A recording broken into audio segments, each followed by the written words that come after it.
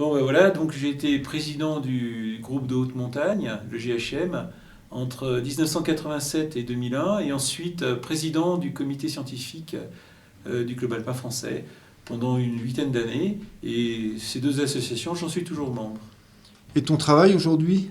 Alors, mon travail au sein de la montagne consiste bon, déjà à œuvrer pour le site internet du groupe de haute montagne que j'ai développé et que je maintiens, et également pour le comité scientifique et le GHM, de développer la numérisation du patrimoine écrit, avec l'ambition de le mettre à la disposition de tout le monde gratuitement pour des recherches documentaires de tout type. Ça va des revues aux livres. Et comment ça se passe alors? Tu as commencé quand? Tu en es où?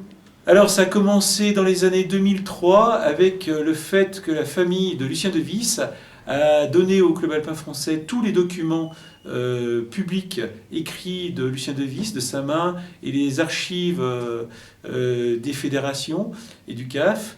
Donc 8500 documents, et comme on voulait les rendre à la famille malgré tout, on les a scannés et on les a mis en ligne, et elles sont d'ailleurs en ligne actuellement.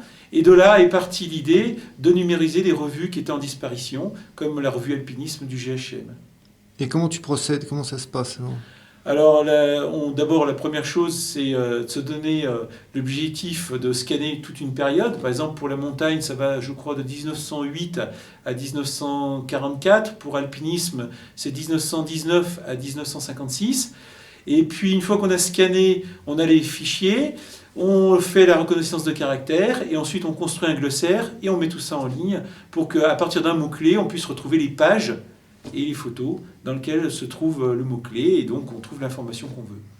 Et donc là, vous avez tout revu. Tu as imaginé un peu combien de documents la montagne peut comporter Les documents, il y en a des dizaines de milliers, évidemment.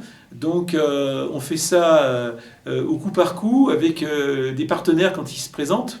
La plupart du temps, ce sont des universités pour l'instant, parce que c'est associé à des recherches, des thèses, des études, mais il y a aussi des romanciers, il y a un petit monde autour de ça qui nous aide.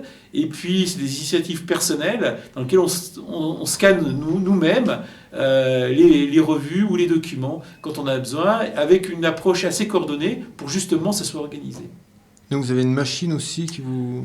Alors, on a une machine qui est une machine un peu semi-artisanale, mais qui permet de scanner à peu près 1200 pages par heure, sans destruction de documents qui sont fragiles, des livres en particulier qui ont des grosses reliures qu'on ne peut pas ouvrir à plus de 45 degrés, et avec une photographie de haute résolution qui permet justement une reconnaissance de caractère de qualité derrière.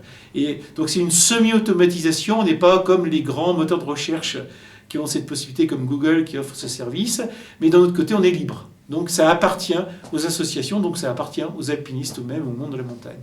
Et vous en êtes à combien de documents aujourd'hui? Alors, dans les grandes revues, on a la montagne, on a les revues donc les documents du Lucien de Vis, on a la revue Alpinisme, on a toutes les annales, on a les bulletins du GHM, on va bientôt avoir toute la revue CIM, et on engage maintenant la réflexion sur des bouquins, des livres rares, mais qui ont une valeur universelle. Donc on procède étape par étape, sachant que c'est des initiatives individuelles, donc on est forcément limité en moyens, mais on travaille avec le Centre national de documentation du Club alpin français principalement.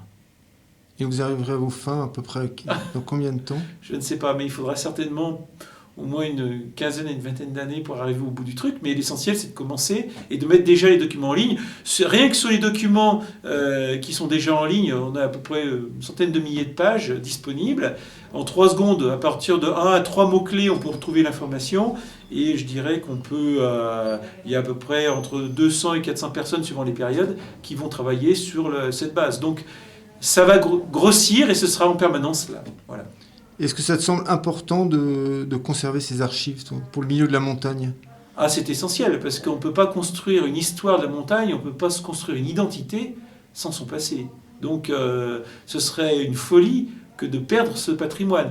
Les outils numériques nous permettent aujourd'hui de les avoir à disposition de manière instantanée, ce qui est formidable. Il faut le faire. Donc c'est à notre communauté de se prendre en main, et on devrait au contraire amplifier cette dynamique pour qu'elle soit bien plus collective qu'elle ne l'est. En particulier pour les clubs, je vois on travaille avec le club d'Annecy, le club alpin d'Annecy, qui a des revues alpines, comme on devrait le faire pour Lyon et d'autres, parce que c'est indispensable d'avoir le patrimoine à disposition, sinon il va disparaître notamment pour certains livres qui sont devenus photosensibles et dont le papier tend à tomber en poudre, tout simplement.